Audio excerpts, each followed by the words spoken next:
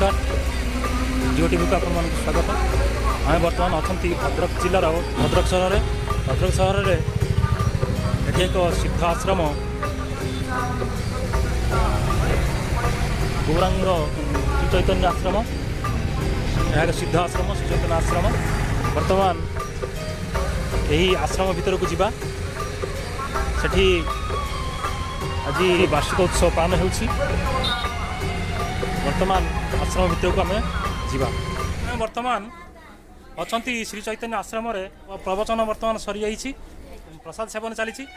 आम यही परिप्रेक्षी यही आश्रमर जे मुख्य परिचालक श्री संग्राम आचार्य सहित आम यही वार्षिक उत्सव विषय किसी शुणा तांकर मत।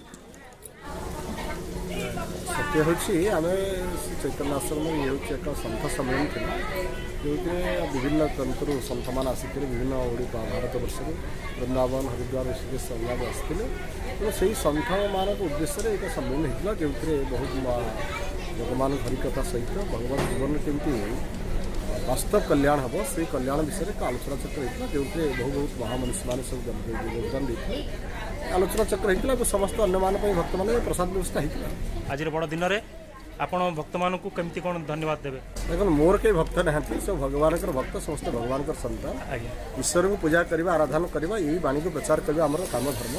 व्यक्तिगत भाव में मोर के धर्म भक्त नुहति भक्त समस्त भगवान जगन्नाथ हूँ जगन्नाथ भजन करूँ एवं महाप्रभु जगन्नाथ कथा वाणी प्रचार हो यही आम कामना एवं महाप्रभु का कथा कीर्तन करवा आम मुख्य उद्देश्य मूल उद्देश्य जमी नाम आमर नाम आमर किसी सेमती स्वतंत्रता किसी ना कि निजस्व किसी ना। धन्यवाद संग्राम आचार्य महाराज।